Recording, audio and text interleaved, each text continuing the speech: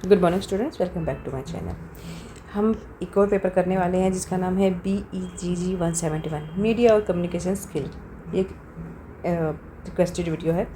ये जो एग्ज़ाम का जो क्वेश्चन पेपर आपके सामने है ना, ये लास्ट ईयर जून का ही है, ठीक है। दैट मीन्स लेटेस्ट वाला है। तो इसमें अगर हम कुछ ऐसे इंपॉर्टेंट क्वेश्चंस करने वाले हैं जो लगभग आपको सेम से ही मिलेंगे और यू कैन से दैट वो क्वेश्चन रिपीट होते हैं, या फिर आप ये भी बोल सकते हो कि जो इसमें क्वेश्चन मैं दिखाऊंगी आपको, इसमें जितने भी क्वेश्चंस आने वाले हैं ये सारे के सारे ना आपको सेम भी मिल सकते हैं और थोड़ा बहुत घुमा फिरा के भी दिया जा सकता है। तो क्वेश्चंस लगभग सेम ही रहेंगे, ठीक है। सेम का मतलब ये नहीं कि डिक्टो यही आएंगे, बट थोड़ा सा आपको घुमा फिरा के वो क्वेश्चन पूछ लिया जाएगा। तो इस वीडियो में हम बात करेंगे कि जो क्वेश्चंस अभी मैं करवाने वाली हूँ उनको किस तरह से लिखें कि अगर आपसे थोड़ा सा डिफरेंट वे में भी कोई क्वेश्चन पूछ लिया जाता है तो so you can write your answer in a better way, okay. तो ये क्वेश्चन पेपर है आपके सामने, 3 पार्ट्स में डिवाइडेड है। ये पेपर 3 नहीं 2 में है, 1 और A और B में, ठीक है। 100 मार्क्स का ये क्वेश्चन पेपर होने वाला है आपका, और टाइम मिलेगा आपको 3 घंटे का, ठीक है। 100 हो गया और 3 घंटे का टाइम हो गया। चलिए, सबसे इम्पोर्टेंट जो क्वेश्चन होने वाला है वो हमारा पहला ही क्वेश्चन है, ठीक है। क्योंकि कम्युनिकेशन का पेपर है तो कम्युनिकेशन पे तो आएगा ही, तो ये तो ऑब्वियस सी बात है ना। तो अभी तुमने देख लो कि सेक्शन A में से आपको कोई 2 क्वेश्चन करने हैं और 10-10 नंबर का क्वेश्चन होने वाले, 150 से 200 वर्ड में आपको लिखना है। तो पहला क्वेश्चन करेंगे हम, discuss the various steps involve in the communication process. कि जो कम्युनिकेशन प्रोसेस होता है उसमें कौन कौन से स्टेप्स इन्वॉल्व होते हैं, ठीक है। तो सबसे पहले हम लिखेंगे इंट्रोडक्शन या फिर मीनिंग, ठीक है, कि कम्युनिकेशन प्रोसेस का मीनिंग क्या होता है।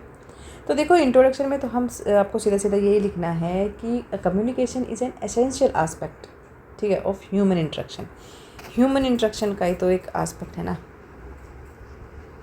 कि या इसको बोल सकते हो कि किस तरह से जब ह्यूमन आपस में बात करते हैं, ठीक है, बातचीत करने का माध्यम ही तो होता है ना, उसी को तो कम्युनिकेशन बोलते हैं। और इसमें क्या हम एक्सचेंज करते हैं? हम एक्सचेंज करते हैं अपनी इंफॉर्मेशंस, ठीक है, इंफॉर्मेशन तो एक्सचेंज करते हैं ना, आइडियाज़। अब मान लीजिए मेरे पास कोई आइडिया है, मैं आपको इस यूट्यूब के ज़रिए या इस वीडियो के ज़रिए मैं आपको सेंड कर रही हूँ या आपके साथ शेयर कर रही हूँ, ठीक है। इमोशंस हो गए, ठीक है, ये चीज़ें हो गई। तो ये जो हमारा जो एक्सचेंज करने का जो इंफॉर्मेशन, आइडिया और इमोशंस एक्सचेंज करने का जो माध्यम होता है या जो एक एस्पेक्ट है, उसको हम बोलते हैं communication, okay. And it also plays a pivotal role in our personal life. कैसे कि जैसे आप फॉर एग्जांपल मास कम्युनिकेशन को ले लो। मास कम्युनिकेशन क्या होता है? मास का मतलब होता है पब्लिक, ठीक है।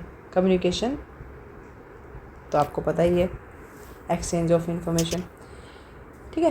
तो इस क्वेश्चन का जो हम आगे डिस्कस करने वाले हैं, इसमें आप ये थोड़ा एक्सप्लोर करोगे कि कम्युनिकेशन प्रोसेस क्या है, इसके की कंपोनेंट्स क्या हैं, और हमारी रियल लाइफ से जो हम एग्जांपल्स लेते हुए इस आंसर को हम थोड़ा सा लिखने की कोशिश करेंगे। तो ये हमारा ग्राफ है जिसके ज़रिए आप इस क्वेश्चन को आराम से इजीली समझ सकते हो, जिसमें है sender, encoding, message, channel, receiver, decoding, noise और फीडबैक, ठीक है। सबसे पहले हम सेंडर को डिफ़ाइन करेंगे। सेंडर क्या होता है? तो सेंडर जो है वो इनिशिएट करता है कम्युनिकेशन प्रोसेस का बाय एनकोडिंग अ मैसेज, ठीक है। सेंडर अपना एक मैसेज भेजता है, ठीक है, और that can be in form of spoken words. वो मैसेज कैसे हो सकता है? स्पोकन वर्ड्स में भी हो सकता है, रिटन टेक्स्ट में भी हो सकता है ना, और आपके नॉन वर्बल भी हो सकते हैं, या फिर कोई और मीडियम हो सकता है जो जिसके थ्रू वो मैसेज भेजता है सेंडर। तो सेंडर का जो गोल होता है वो है टू कन्वे इंफॉर्मेशन और share an idea with the receiver, ठीक है। फिर हमारा आता है एनकोडिंग। एनकोडिंग क्या होता है? एनकोडिंग जो है वो इन्वॉल्व करता है transformation the message into a format suitable for transformation through the chosen channel. मतलब जो एनकोडिंग जो ये आपका फॉर्मल सूटेबल जो मैसेज हम बोलते हैं जिसको, या फिर ये जो प्रोसेस होता है एनकोडिंग वाला जो प्रोसेस है, ये प्रोसेस इन्वॉल्व करता है कि दैट कन्वर्ट इनटू वर्ड्स। कोई भी अगर मान लीजिए मैसेज आया है उसको वर्ड्स में कन्वर्ट करना, ठीक है। कुछ जो सिलेक्टिंग अप्रोप्रिएट विजुअल्स सिलेक्ट कर लेना, या तो विजुअल्स के थ्रू उसको कोड कर देना, या फिर आप इसको बोल सकते हो कि employing other means of expression हो गया, ठीक है। तो इफ़ेक्टिव एनकोडिंग इंश्योर करती है कि जो मैसेज है वो एक्चुअली कन्वे हो गया है। थर्ड पार्ट हमारा आता है मैसेज का। मैसेज में क्या होता है कि मैसेज जो है वो एक एक्चुअल कंटेंट होता है कम्युनिकेशन का, और ये अलग अलग सिंपल सेंटेंस में भी हो सकता है, या फिर कॉम्प्लेक्स मल्टीमीडिया प्रेजेंटेशन को भी आप इसमें यूज़ कर सकते हो। तो जो सेंडर है that he must be careful, ठीक है, या फिर सेंडर को जो मैसेज है वो केयरफुली क्राफ्ट करना चाहिए, सो दैट जो मैसेज है वो क्लैरिफाई हो सके, और मतलब क्लियरली मैसेज पहुंच सके, समझ सके जिसके पास, जो रिसीवर के पास जो मैसेज जा रहा है, ठीक है। और फिर चैनल, इसके बाद चैनल की बात आती है। चैनल में क्या होता है कि मीडियम, ठीक है, चैनल का मतलब हो गया मीडियम, कि जो चैनल रेफर्स करता है वो medium through which the message is transmitted. तो वो मीडियम क्या क्या हो सकते हैं, वो फेस टू फेस भी हो सकता है, वो फ़ोन कॉल भी हो सकता है, ठीक है, वो सोशल मीडिया प्लेटफॉर्म हो सकते हैं, टीवी हो गया, रेडियो, न्यूज़पेपर, और कि जितने भी अदर कम्युनिकेशन टूल्स होते हैं ना, वो सारे चैनल में काउंट होते हैं। तो अब ये उस पर channel depend, the choice of the channel आप बोल सकते हो, या फिर medium of the channel depends on various factors such as the nature of message, target audience और डिज़ायर्स, कि क्या क्या उसका गोल क्या है उस चैनल का, ठीक है। रिसीवर हो गया, रिसीवर इज़ द इंडिविजुअल और ग्रुप होता है for home the message is intended. मतलब रिसीवर तो वही होगा ना जो मैसेज को रिसीव कर रहा है।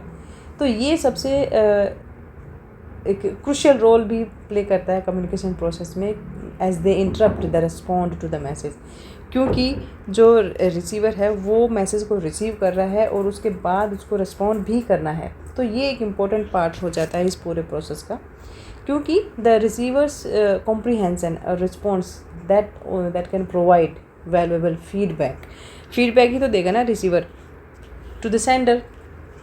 चलिए, और that also enable them to refine the future communication, ठीक है। देन डिकोडिंग को क्या होता है, decoding is the reverse process of encoding, ठीक है, जहाँ पर रिसीवर क्या करता है कि वो इंटरप्ट करता है और अंडरस्टैंड करता है मैसेज को। तो रिसीवर डिकोड्स करता है मैसेज को कैसे, by extracting meanings from the words. भाई जब कोई मैसेज तुम्हें मिलेगा उसमें जो वर्ड्स होंगे, किसी भी मैसेज में जो वर्ड्स लिखे होते हैं उनके मीनिंग को समझ के ही तो तुम किसी मैसेज को समझ पाते हो ना, ठीक है।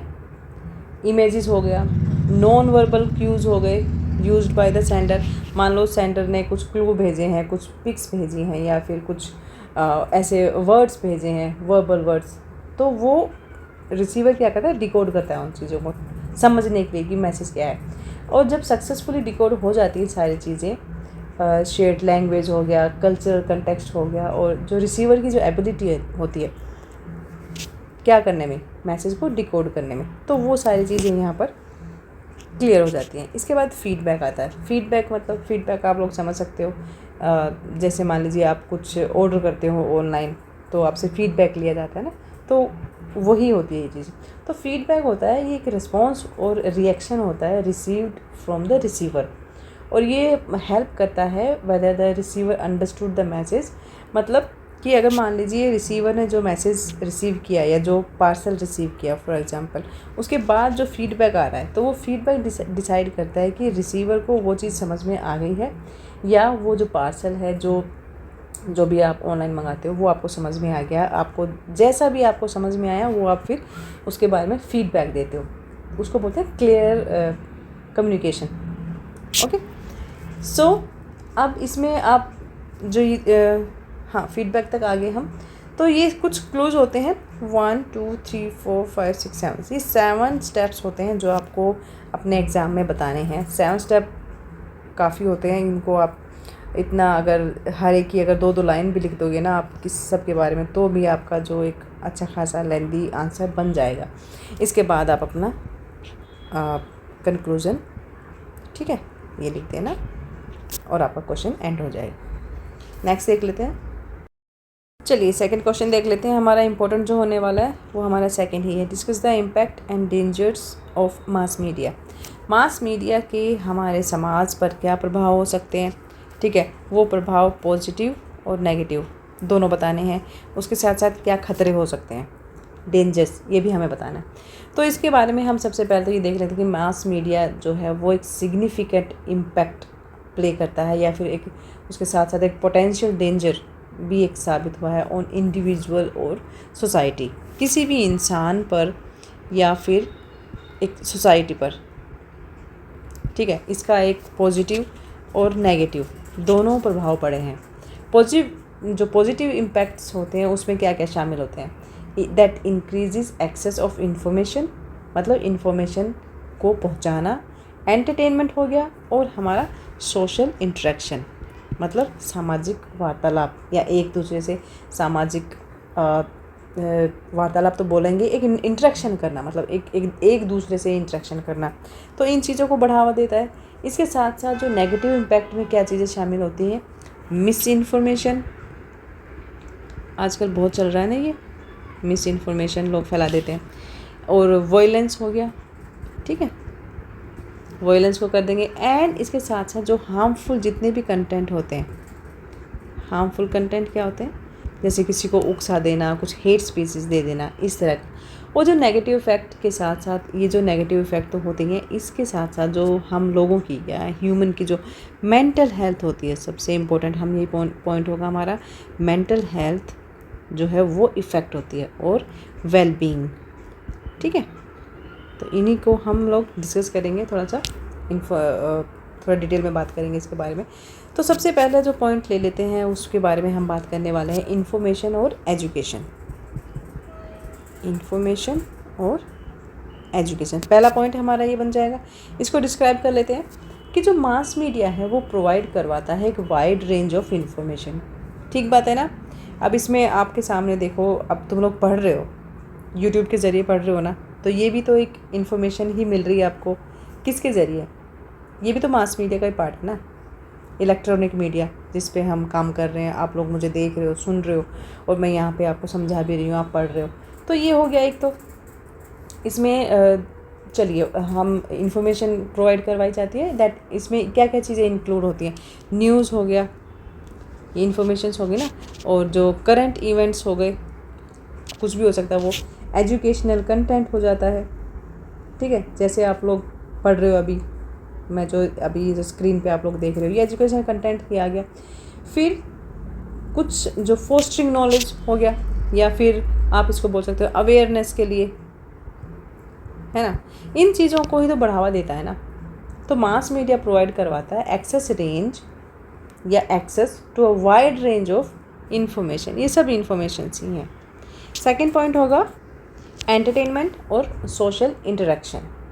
तो मास मीडिया ऑफर करता है वेरियस फॉर्म्स ऑफ एंटरटेनमेंट, उसमें क्या क्या शामिल होती है, मूवीज़ होती है ना, म्यूज़िक, और इसके साथ साथ जितने भी ऑनलाइन प्लेटफॉर्म्स होते हैं, ठीक है, वो हमें प्रोवाइड करवाता है with facilitating with social connections और कल्चरल एक्सपीरियंस। मतलब ये कहने का है कि जितने भी जो हमारा जो एंटरटेनमेंट और अगर सोशल इंटरेक्शन की हम बात करें, सामाजिक संपर्क की हम बात करें, तो जितने भी जनसंचार माध्यम होते हैं वो मनोरंजन के अलग अलग जो हमें फॉर्म्स प्रोवाइड करवाते हैं, जिसमें मूवीज़ हो गई, म्यूज़िक हो गया, ऑनलाइन प्लेटफॉर्म हो गया, ठीक है, ये सारी चीज़ें शामिल हैं। जो सामाजिक संपर्क और हमारा जो सांस्कृतिक हमारा जो कल्चर होता है, ठीक है, उसके जितने भी हमारे अनुभव होते हैं या एक्सपीरियंस होती है, वो उस चीज़ से हमें अवगत करवाते हैं। थर्ड पॉइंट हम लिखेंगे यहाँ पर एडवर्टाइजिंग और इकोनॉमिक ग्रोथ के बारे में। तो मास मीडिया जो है ये एक प्ले करता है क्रूशियल रोल। कैसे?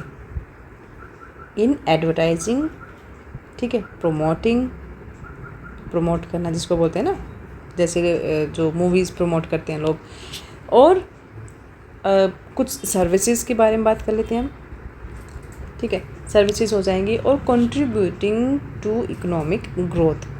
कैसे? देखो, अब मान लीजिए हम एडवर्टाइजिंग क्या होता है? विज्ञापन। इकोनॉमिक ग्रोथ क्या होती है? आर्थिक विकास। तो जितने जनसंचार माध्यम होते हैं ना, वो विज्ञापनों के जरिए वस्तुएं और जो सेवाओं को बढ़ाने के लिए या फिर आर्थिक विकास में योगदान देने में महत्वपूर्ण भूमिका निभाते हैं। ठीक है, तो जितनी भी सेवाएं होती हैं या जितने भी हमारे जो वस्तुएं, ठीक है, गुड्स और सर्विसेज होती हैं, इन चीज़ों को अगर बढ़ावा दिया जाता है तो हमारा जो इकोनॉमिक ग्रोथ है उसमें एक अच्छा खासा योगदान देखने को मिलता है। थर्ड पॉइंट हम लिखेंगे यहाँ पर, fourth, social awareness and activism. Mass media can raise awareness about social issues. बिल्कुल ठीक बात है भाई। देखो, सोशल मीडिया जो है ये एक इतना बड़ा रोल प्ले करता है सोशल इश्यूज़ उठाने के लिए, ठीक है, और इंस्पायर करता है एक्टिविज़म को, मोबिलाइज करता है पब्लिक ओपिनियन को फॉर अ पॉजिटिव चेंज। मतलब कि जितने भी सामाजिक जागरूकता होती है और जितने भी सक्रियताएं होती है, एक्टिविज़म, तो जनसंचार माध्यम जो होता है वो सामाजिक मुद्दों के बारे में क्या करता है? जागरूकता बढ़ाता है। ठीक है, जागरूकता कैसे बढ़ेगी? जब लोगों को पता होगा, जब इन्फॉर्मेशन शेयर होगी तभी तो पता चलेगा ना, तभी तो लोग जागरूक होंगे। और एक तरह से जब जागरूक होंगे तो क्या होगा? सक्रियता बढ़ेगी, एक्टिव होंगे ना लोग। तो इस चीज़ से लोग इन दोनों का रिजल्ट क्या होगा?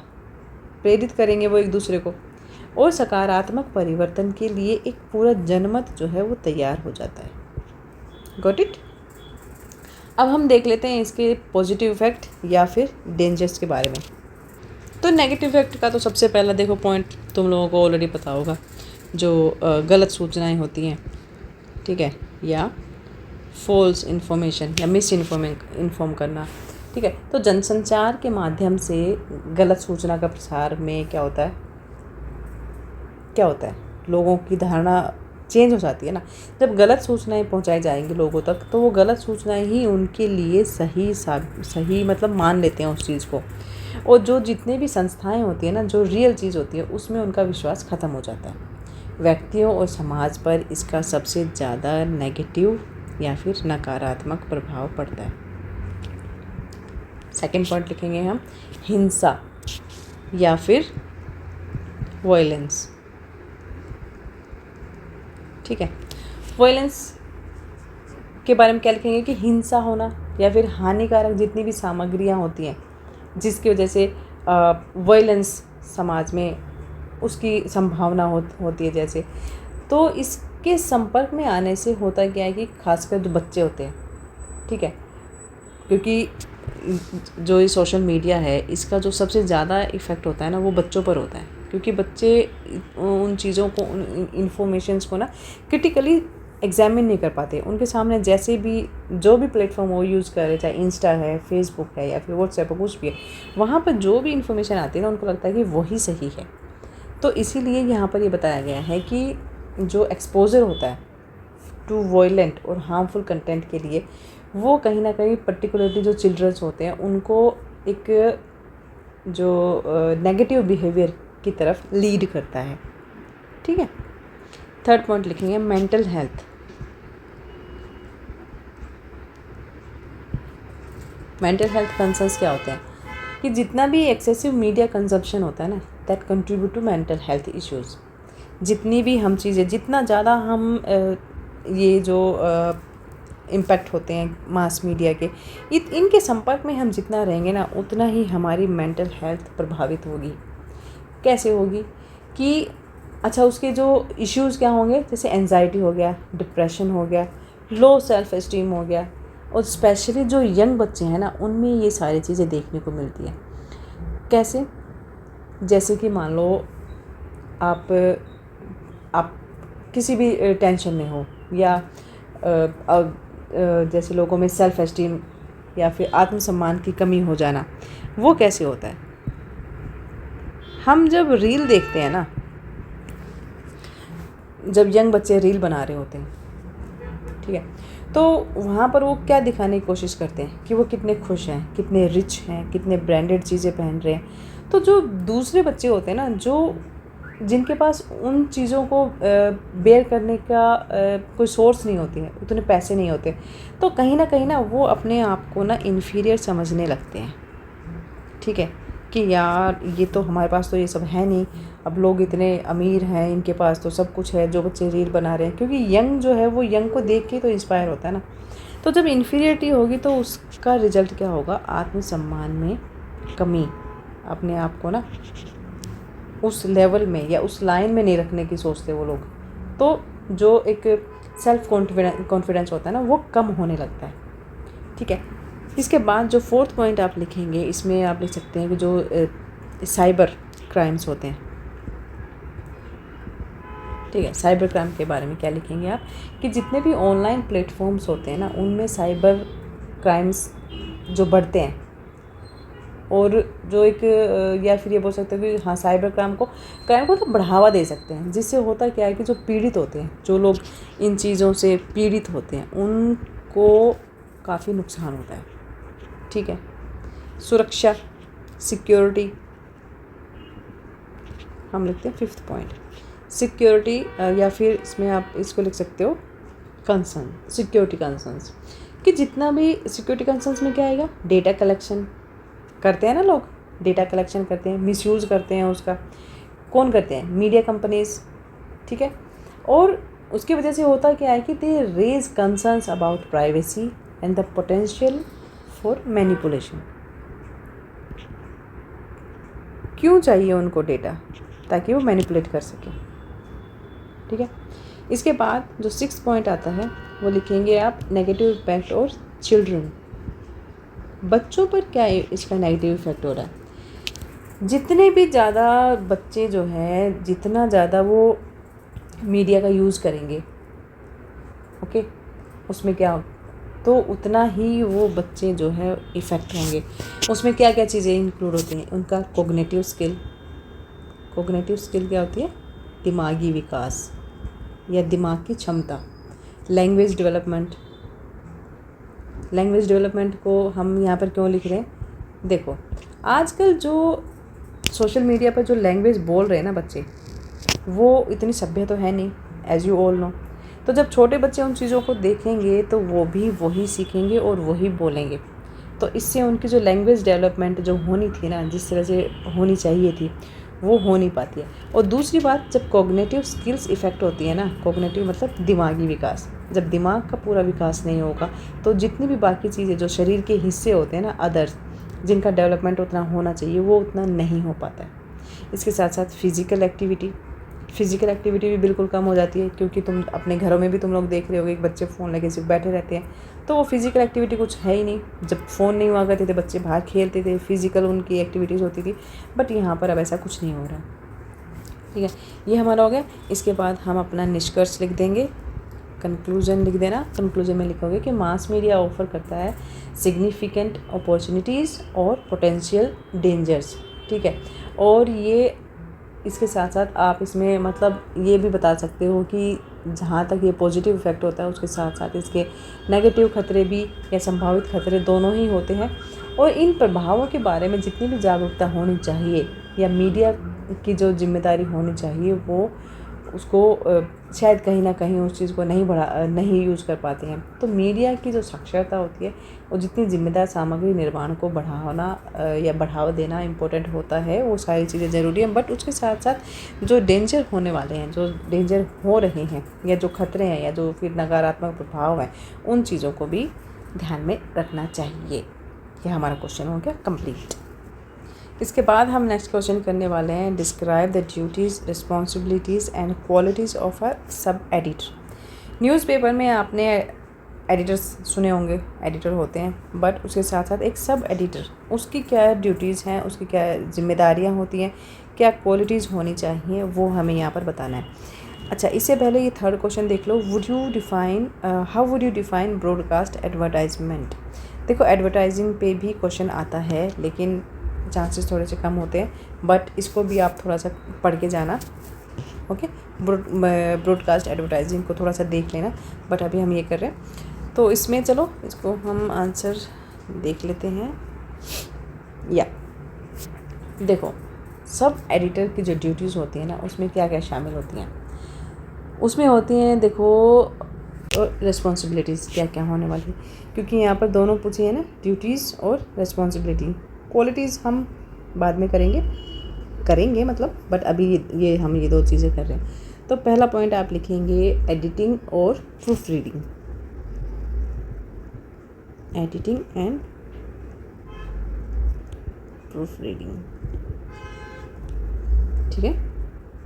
इसमें क्या होगा कि जो सब एडिटर है वो चेक करेगा जो भी आर्टिकल है उसकी ग्रामर को, स्पेलिंग को, पंक्चुएशन को, और जितने भी जो भी फैक्ट्स होते हैं, फैक्चुअल एरर्स होते हैं, उनको चेक करना होता है, और टू एंश्योर एक्यूरेसी और क्लैरिटी, ठीक है। मतलब कहने का है कि जो एडिटर होगा या संपादक जो होगा ना, उसको अपनी ग्रामर हो गया या फैक्ट चेक हो गया, जितने भी स्पेलिंग्स होगी, उन चीज़ों को ध्यान में रखना होता है, जिससे जो लेख है उसकी सटीकता और जो स्पष्टता वो सुनिश्चित हो सके। इसके साथ साथ सेकंड पॉइंट हम लिखेंगे कंटेंट प्रिपरेशन। कंटेंट, कोई भी कंटेंट अगर वो लिख रहे हो, सब एडिटर लिख रहा है, तो उसकी प्रिपरेशन कैसे करनी है। तो they have to prepare articles for publication including rewriting, shortening और अडेप्टिंग कंटेंट। मतलब कि जो जितनी भी सामग्री वो तैयार कर रहे हैं ना प्रकाशन के लिए, उसके लिए लेख तैयार करना, आर्टिकल्स तैयार करना, जिसमें रीराइटिंग हो गया, या फिर उसको थोड़ा सा संक्षिप्त में कर देना, उसका उसको कंक्लूड भी तो करना होता है ना, ठीक है। और अलग अलग जितने भी प्लेटफॉर्म्स होते हैं ऑडियंस के लिए, उनको एक तरह से उन सारी चीज़ों में शामिल करना। थर्ड पॉइंट हम लिखेंगे टाइटल और जितने भी कैप्शंस, टाइटल और कैप्शन। तो जितने भी जो राइटर है, जो एडिटर है, उप संपादक की हम बात कर रहे हैं, वो कैप्शन तैयार करते हैं, ठीक है। उसके साथ साथ आर्टिकल्स, जो पब्लिक हेडलाइंस होती हैं या फिर टाइटल्स हो गए, तो सब एडिटर जो है वो इंफॉर्मेटिव हेडलाइंस बनाएगा, कैप्शंस लिखेगा, सो दैट एक्यूरेटली जो रिफ्लेक्ट हो सके चीज़ें अबाउट द कंटेंट, ठीक है। टाइटल कहने का मतलब ये है कि अगर मान लीजिए सब एडिटर कोई लेख लिख रहे हैं, तो उसका टाइटल किस तरह से होगा, उसके कैप्शंस कैसे होंगे, तो ये सारी चीज़ें डिसाइड करेंगे कि जो दर्शक है या जो ऑडियंस है वो उस चीज़ को क्लियरली समझ सके और उस तक वो मैसेज पहुंच सके कि किस चीज़ के बारे में यहाँ पर बात हो रही है, ठीक है। नेक्स्ट पॉइंट है हमारा fact checking. So the sub editor है, उसको they have to verify informations और स्टोरी डिटेल्स। जितनी भी इंफॉर्मेशंस, जो लेख जो लिखा जा रहा है उसके बारे में जो इंफॉर्मेशंस हैं वो सारी वेरीफाई करेंगे, और जो जितनी भी स्टोरी डिटेल्स होती हैं, टू एंश्योर एक्यूरेसी और अवॉइड लेबल और कॉपीराइट इश्यूज़ को भी चेक करना होता है।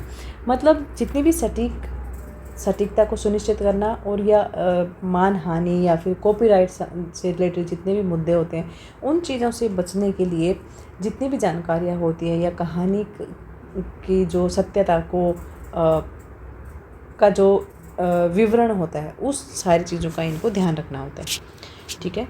फिर पेज लेआउट एंड डिज़ाइन, ठीक है। इसके बारे में क्या लिखेंगे कि जो हमारे सब एडिटर है वो पेज लेआउट में हेल्प कर सकते हैं, और ये सुनिश्चित भी कर सकते हैं कि वो जो कहानियाँ हैं उनको सही ढंग से रखा गया है, और उनका जो साइज़ है वो भी एक तरह से मतलब प्रॉपर साइज़ दिखाया गया है। कहने का मतलब ये है कि कोई भी कहानी है, मान लीजिए, या कोई लेख है, उसमें एक तो पेज लेआउट कि कितना जो पेज का अपना एक लेआउट रहेगा, कितनी वो जगह उसको दी जाएगी लिखने के लिए, और उसके साथ साथ जो डिज़ाइन है या कहानी का जो आकार है उसको सुनिश्चित करना होता है। देन कोऑपरेशन,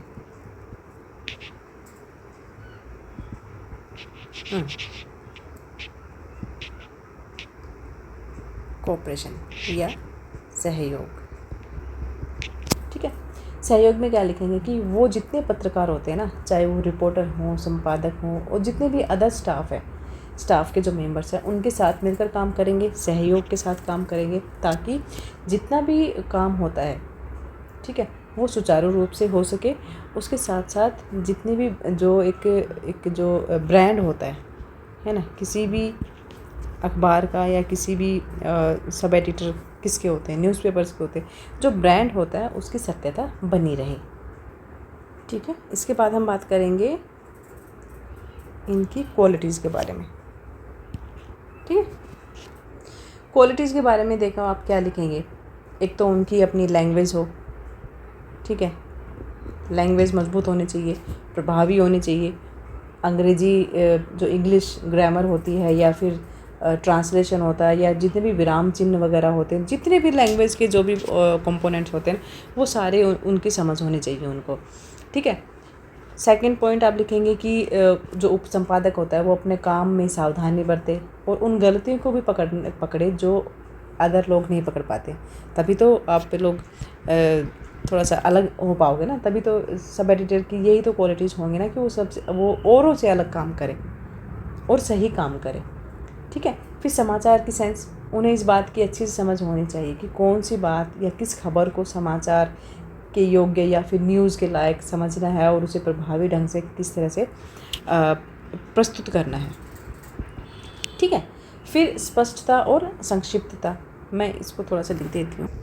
यस, तो सबसे पहले हम लैंग्वेज स्किल के बारे में बात कर चुके हैं, डिटेलिंग के बारे में बात कर चुके हैं, न्यूज़ सेंस के बारे में बात कर चुके हैं, क्लैरिटी कंसाइंस। क्लैरिटी कंसाइंस के बारे में क्या होता है कि सब एडिटर जो है he should be able to communicate complex information in a clear और कंसाइज मैनर। मतलब जो सब एडिटर होता है, अगर वो किसी न्यूज़ के बारे में बात कर रहा है, ठीक है, तो उस न्यूज़ से रिलेटेड जितनी भी जानकारी है उसको संक्षिप्त और स्पष्ट तरीके से उस न्यूज़ को सेंड करने में सक्षम होना चाहिए। अडेप्टेबिलिटी होती है कि अलग अलग टाइम पर, मतलब कि सब एडिटर का जो काम होता है वो कई बार शिफ्टिंग में भी हो जाता है, तो जो शिफ्ट होता है या समय सीमा जो होती है उसके अनुसार या अनुकूल खुद को ढालने की उसमें क्षमता होनी चाहिए। ऑब्जेक्टिविटी, सटीकता, निष्पक्षता, ये सुनिश्चित करने के लिए अपने काम में जो है एक निष्पक्षता को बनाए रखना, ये उनका एक इम्पोर्टेंट काम होता है। देन स्पीड और एफिशिएंसी, गति और दक्षता। उप संपादक को अक्सर ये होता है कि कई बार कई अलग अलग जगह पर या अलग अलग शिफ्टिंग में काम करना पड़ता है, जिसके कारण उन्हें होता क्या है कि एक तो स्पीड और कुशलता या स्पीड और एफिशिएंसी, ठीक है, इसमें काम करने में सक्षम होना पड़ता है, क्योंकि कई बार अंडर प्रेशर भी काम करना होता है उनको। क्यूरियोसिटी, जिज्ञासा जो हम बोलते हैं, तो किसी भी लेख या किसी भी सब्जेक्ट की जानकारी की अगर मान लो उनको पुष्टि करनी होती है, तो उसमें सटीकता सुनिश्चित करने के लिए कुछ प्रश्न पूछना और स्पष्टीकरण मांगने की जो एक इच्छा होती है वो इम्पोर्टेंट होती है। मतलब ये है कि अगर मान लीजिए कुछ काम आपको दिया गया है, उसके लिए किसी भी काम के लिए क्यूरियोसिटी रहना, जिज्ञासा रहना, कुछ ना कुछ उसके बारे में और जानने की इच्छा रखना। फ्लेक्सिबिलिटी, लचीलापन, अलग अलग शैलियाँ, प्रारूप या फिर प्लेटफॉर्म के अनुकूल खुद को ढालने की उसमें फ्लेक्सिबिलिटी होनी चाहिए।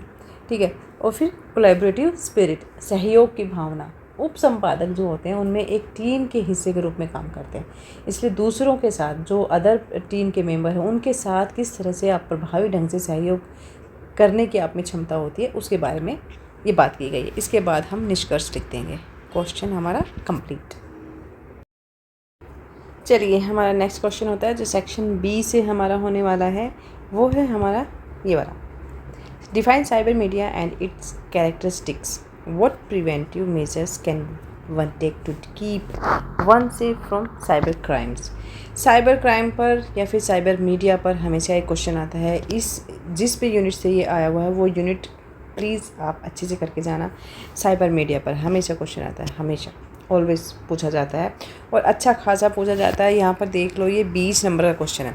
अगर तुम लोग ये सेक्शन बी को ठीक से लिखाओगे ना, इसके आंसर अच्छे से लिख के आ जाओगे, तो आप अकॉर्डिंग टू वर्ड लिमिट, तो ना आपकी जो ओवरऑल ग्रेडिंग है ना, जो ओवरऑल परसेंटेज है, वो अच्छी खासी हो जाएगी। तो सेक्शन बी को जरूर से ध्यान से देख लेना। जो ये जो फर्स्ट वाला था, सेक्शन ए था, उसमें तो 10 मार्क्स के क्वेश्चन थे, बट यहाँ पर बड़े क्वेश्चन आ रहे हैं। ठीक है, जितना अच्छा लिखोगे बड़े क्वेश्चन को, उतने अच्छे मार्क्स आएंगे, परसेंटेज अच्छी बन जाएगी।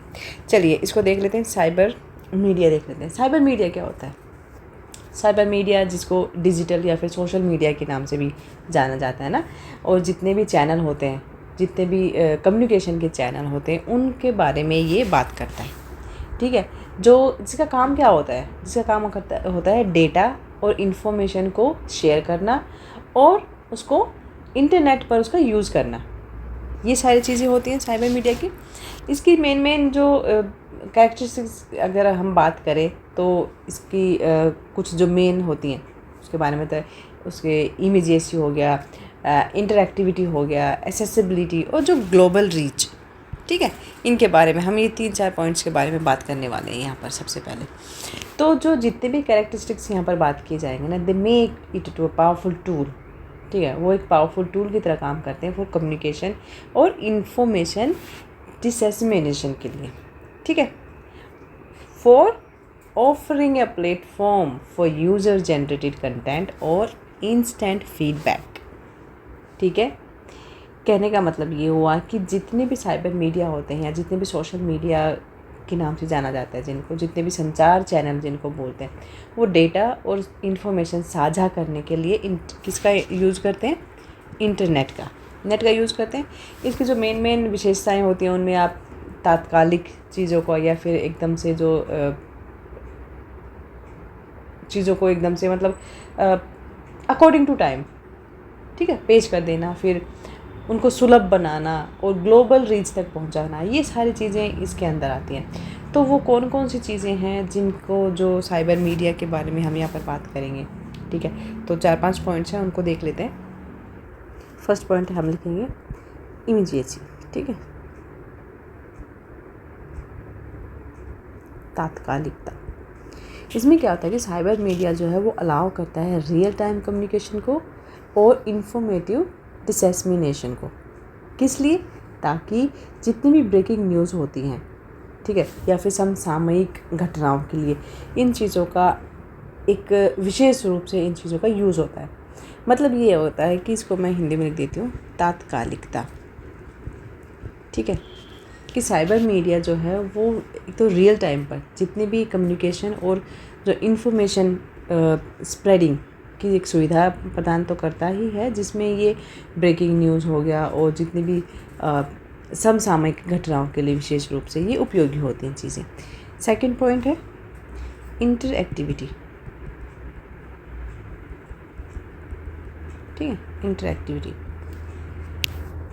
यूज़र्स जो होते हैं ना, जो इस मीडिया को यूज़ करते हैं, ठीक है, तो उन यूज़र्स की जो फीडबैक होते हैं, उनके माध्यम से ही जो सोशल मीडिया पर जब यूज़र्स अपने फीडबैक साझा करता है सोशल मीडिया पर, है ना, तो वो जो माध्यम्स होते हैं या उन फीडबैक के माध्यम से ऑनलाइन जितने भी प्लेटफॉर्म्स होते हैं उनमें भाग लेकर या अपना इम्प्लीमेंटेशन करके वो इन सारी चीज़ों से जुड़ सकते हैं, इंटरेक्ट कर सकते हैं। ठीक है, जिससे मीडिया और जो ऑडियंस होती है उनके बीच में दो तरफा या फिर इंटरेक्शन होता है, इसी को बोलते हैं इंटरेक्टिविटी। ठीक है, थर्ड है रीच। रीच के लिए साइबर मीडिया जो होता है ना, वो मेनली क्या होता है कि फ्री होता है। फ्री नेट सुना है ना, या फिर कम लागत वाला होता है, जिसमें लागत जो है वो ना के बराबर होती है। ठीक है, अच्छा, अब इससे होता क्या है कि ये जो लोग इंटरनेट को यूज़ करते हैं या इंटरनेट की पहुंच इंटरनेट तक जिनकी पहुंच होती है, इतने जो उपयोगकर्ताओं के लिए एक तरह से इजी भी हो जाता है। तो कहने का मतलब ये है कि जितने भी साइबर मीडिया होते हैं वो एक तो निःशुल्क होते हैं या फिर कम लागत वाले होते हैं, जिनमें खर्चा कम होता है। ठीक है, या फिर आप बोल सकते हो low cost, and this also making it accessible to a wide range of users with internet access. ठीक है, फोर्थ पॉइंट में आप लिखेंगे ग्लोबल रीच। ग्लोबल रीच क्या होता है? ग्लोबल रीच का मतलब होता है कि जो इंटरनेट है ना वो इनेबल करता है साइबर मीडिया को to connect people from all over the world, ठीक है, और फैसिलिटेटिंग ग्लोबल कम्युनिकेशन और कोलैबोरेशन को। तो इस चीज़ के लिए भी इंटरनेट जो है वो यूज़फुल होता है या हेल्पफुल होता है। फिर यूज़र जनरेटेड कंटेंट,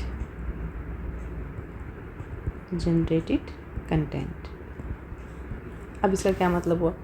इसका मतलब ये हुआ है कि जितने भी साइबर मीडिया प्लेटफॉर्म्स होते हैं ना वो यूज़र्स को अलाउ करते हैं टू क्रिएट और शेयर देयर ओन कंटेंट, है ना। जैसे आजकल तुम देख रहे हो जो यूट्यूब पर लोग रील्स बनाते हैं, अपनी वीडियोस बनाते हैं, अपने कंटेंट बनाते हैं, हर फील्ड में बना रहे हैं, चाहे कुकिंग हो, गार्डनिंग हो, या फिर जैसे मैं वीडियो बना रही हूँ, या फिर डांस की वीडियो बनाते हैं। हर तरह के जो उनके अपने कंटेंट होते हैं वो यहाँ पर क्या करते हैं, शेयर करते हैं, ठीक है।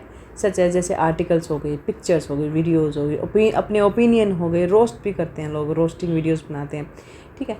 तो ये हो गया हमारा यूज़र जनरेटेड कंटेंट। फिर 6 पॉइंट में हम लिखेंगे टाइमलीनेस। टाइमलीनेस का क्या मतलब हुआ, या इसको हम कैसे यूज़ कर सकते हैं? साइबर मीडिया जो है ना वो डिलीवर करती है इंफॉर्मेशंस और न्यूज़ बहुत ही तेज़ गति से, ठीक है। या आप ऐसे बोलो कि साइबर मीडिया जो न्यूज़ और इन्फॉर्मेशन को एक स्पीडली वे में डिलीवर करती है ताकि इसको और वैल्यूएबल बनाया जा सके, इस टूल को, जो ये है साइबर टूल, ठीक है। जब इन्फॉर्मेशन टाइम से मिलेगी, जब इन्फॉर्मेशन फास्ट मिलेगी, तभी उस चीज़ का या उस टूल का एक वैल्यू बनेगी और उसको यूज़फुल बनाने के लायक समझा जाएगा, ठीक है। इसीलिए यहाँ पर टाइमलीनेस बनाया, ये पॉइंट डाल गया। फिर 7th पॉइंट में आप लिख देना the demassification. Cyber media allow करता है for more targeted and personalized communication को, breaking down the mass media model और enabling niche communities to form and thrive, ठीक है। मतलब कहने का है कि ये जो हम बात कर रहे हैं यहाँ पर विमुद्रीकरण, इसको हम बोलेंगे विमुद्रीकरण हिंदी में। तो साइबर मीडिया जो है ना वो एक टारगेटेड और एक पर्सनल जो इन्फॉर्मेशन की अनुमति तो देता ही है, जो मास मीडिया मॉडल को एक तरह से थोड़ा सा ब्रेक भी करता है, और इसके साथ साथ जो विशिष्ट समुदाय होते हैं उनको बनाने और उनको और अधिक विकसित करने में सक्षम बनाता है, ठीक है। ये हमारा हो गया हाफ पार्ट। अब हमें बात करनी है what preventive measures can take to keep one safe from cyber crimes, कि साइबर क्राइम से बचने के लिए क्या क्या स्टेप्स लिए जा सकते हैं, तो वो देख लेते हैं। तो यहाँ पर ये आपको लिखना है कि साइबर क्राइम जो होते हैं उनसे सुरक्षित रहने के लिए या मजबूत जितने भी स्ट्रॉन्ग सुरक्षा उपाय कौन कौन से होते हैं जिनको लागू कर सकते हैं। तो उसमें होता है कि आप पासवर्ड का यूज़ करना और सॉफ्टवेयर को अपडेट करते रहना, और जितने भी लिंक होते हैं उनको किसी और लिंक के साथ शेयर करने से या फिर सस्पिशियस लिंक के साथ अटैचमेंट करने से, उन चीज़ों से बचना। तो यहाँ पर कुछ चीज़ें हम बात करने वाले हैं। फर्स्ट ऐसे होगा स्ट्रॉन्ग पासवर्ड की, अगर हम बात कर लें, ठीक है। पासवर्ड, स्ट्रॉन्ग पासवर्ड क्यों ज़रूरी है? To avoid easily guessable passwords and use a mix of upper और lower case letters, numbers, special characters. आजकल तो इतना तुम सबको पता ही है कि जो इजी पासवर्ड होते हैं वो जल्दी हैक हो जाते हैं, लोग उस चीज़ को पता कर लेते हैं। तो जितने भी पासवर्ड होते हैं ना वो इस तरह के बनाने चाहिए जिससे कि जैसे आप ये बोल सकते हो जिनका आसानी से ना अनुमान लगाया ना जा सके, ऐसे पासवर्ड से बचें। और बड़े और छोटे अक्षर हो गए, संख्याएं, नंबर्स हो गए, और जितने भी विशेष वर्णों का जो है अलग अलग तरह से यूज़ करना चाहिए। मतलब ये कि एक सिंपल पासवर्ड नहीं बनाना चाहिए, उसमें सारे कुछ आप साइन डाल सकते हो, नंबर्स डाल सकते हो, या फिर कुछ स्पेशल लेटर्स डाल सकते हो। तो इस तरह से आप एक स्ट्रॉन्ग पासवर्ड बना के अपने आप को साइबर क्राइम से होने वाले जितने भी नुकसान हैं उससे आप बच सकते हैं। सेकंड पॉइंट में हम लिखेंगे यूनिक पासवर्ड्स भी आप बना सकते हैं।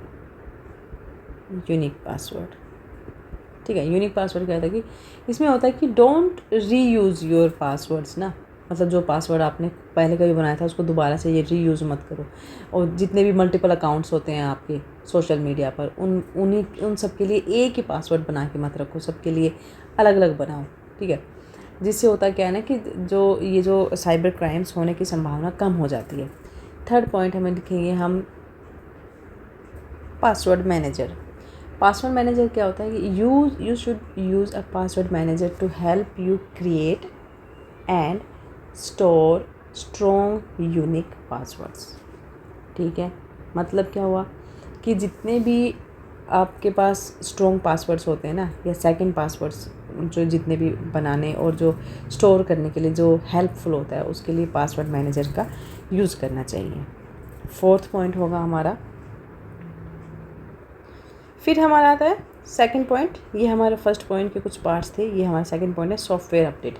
सॉफ्टवेयर अपडेट के लिए जैसे जितने भी सुरक्षा की जो या फिर सॉफ्टवेयर से रिलेटेड जितनी भी वीकनेसेस होती हैं उनको दूर करने के लिए अपने जितने भी ऑपरेटिंग सिस्टम है और जितने भी सॉफ्टवेयर यूज़ करने के लिए यूज़ करते हैं उनको हमेशा, जितने भी आप यूज़ कर रहे हैं, जो भी गैजेट आप यूज़ कर रहे हो उसमें जो भी सॉफ्टवेयर आप करें उसको हमेशा अपडेट करते रहें, ठीक है। इसके बाद जितने भी एंटीवायरस सॉफ्टवेयर होते हैं वो डलवाएं अपने अपने गैजेट्स में। और एक होता है कि इंटरनेट सुरक्षा सूट भी होते हैं कुछ, जैसे एंटीवायरस, फायरवॉल हो गया, या फिर वेब सिक्योरिटी जैसी जितनी भी फैसिलिटीज़ होती हैं उनको शामिल करो। देन सिक्योर ब्राउजिंग और ऑनलाइन बिहेवियर। इसमें क्या होता है कि जितने भी कुछ अज्ञात या फिर अविश्वसनीय जितने भी सोर्सेज होते हैं ना, उनसे जितने भी लिंक आते हैं उन सबको खोलना नहीं है। कई बार क्या होता है ना कि हम जब जैसे व्हाट्सएप यूज़ करते हैं या फिर कोई भी नया लिंक आता है तो हम उसको खोल लेते हैं और खोलते ही वायरस आ जाता है हमारे फ़ोन में, हैंग हो जाता है हमारा फ़ोन। ऐसा तुम लोगों के साथ हुआ होगा ना। तो वही बात है कि जितने भी जो भी ऐसे लिंक जिनको आप नहीं जानते हो उनको ओपन नहीं करना है, ठीक है।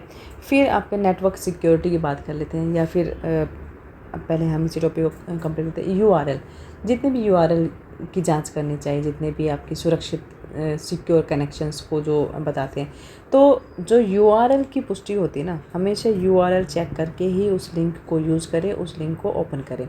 जितने भी मेल्स आते हैं, ईमेल्स आते हैं, वो भी सारे इसी तरह के होते हैं, तो उनसे भी, या फिर जो ईमेल और पॉपअप जो चीज़ें होती हैं उनसे भी थोड़ा सा अपने आप को सिक्योर रखना है। नेटवर्क सिक्योरिटी के बारे में अगर बात करें तो जितने भी अपने जो डोमेस्टिक नेटवर्क्स होते हैं उनको थोड़ा स्ट्रॉन्ग बना के रखो। अपना जितना भी डिफ़ॉल्ट राउटर पासवर्ड होते हैं उनको चेंज करो। फायरवॉल को है वो थोड़ा सा उसको और यूज़फुल बनाओ। और जितने भी जो एक्स्ट्रा सिक्योरिटी के लिए आप जो VPN होगा ना, सबके फ़ोन में होता है, इसका जो है बैकअप बना के रखो, इस चीज़ को यूज़ करते रहो। फिर है फ़िशिंग और विशिंग अटैक, ठीक है। इसमें क्या होता है कि फ़िशिंग ईमेल्स आती है कई बार, और जो कॉल्स होती हैं उनको चेक करना सीखो। पता होना चाहिए कि ये जो है फ़िशिंग है या फिर क्या है, मतलब जो फ्रॉड कॉल्स आती हैं। इससे जो है जो आपकी पर्सनल जानकारी निकलवाने का ये लोग इनका मोटो यही रहता है कि आपकी जितनी भी पर्सनल इन्फॉर्मेशन होती हैं उनको ये लोग पता कर सकें। डेटा बैकअप जो होता है, अपने डेटा जो जितना भी डेटा है, चाहे वो रैनसमवेयर हम जितने भी अटैक होते हैं उनसे सिक्योर करने के लिए अपनी फ़ाइलों को और डेटा का जितना भी नियमित रूप से या फिर उसको एक डिसिप्लिनरी वे में उन चीज़ों का आप बैकअप बना के रखें, ताकि अगर कभी भी आपके साथ इस तरह का कोई अटैक होता है तो आपके पास बैकअप में वो सारा डेटा आपके पास सुरक्षित रहे। नेक्स्ट पॉइंट हमारा है एजुकेशन और अवेयरनेस। अपने आप को इतना शिक्षित करके रखो, अपने आप को इतना जागरूक करके रखो कि जितने भी नॉर्मल जो साइबर अटैक्स होते हैं और जितने भी इन चीज़ों के बारे में आपको पता होना चाहिए, ताकि और उसके साथ साथ अवेयरनेस जो है वो फैलानी चाहिए। अपने दोस्तों को बताओ, फैमिली में बताओ, इन सारी चीज़ों के बारे में। जितने भी जो साइबर अटैक्स होते हैं, साइबर क्राइम्स कैसे होते हैं, क्या क्या रीज़न होते हैं, वो सब के बारे में पढ़ना चाहिए, जानकारी होनी चाहिए। उसके साथ साथ अवेयरनेस भी होनी चाहिए। अवेयरनेस का मतलब है कि दूसरे लोगों को भी बताओ उन चीज़ों के बारे में। फिर है रिपोर्टिंग अबाउट साइबर क्राइम्स। जितने भी साइबर क्राइम्स होते हैं उनकी रिपोर्ट करें, या अगर आपको लगता है कि आपके साथ कोई क्राइम हुआ है, साइबर क्राइम हुआ है, तो उसके बारे में आप अपने जितने भी जो अधिकारी होते हैं, जो सूचना अधिकारी होते हैं, उनको इसके बारे में ज़रूर इन्फॉर्मेशन दें, ताकि आप आने वाले टाइम में उन चीज़ों से, उन अटैक से बच सको।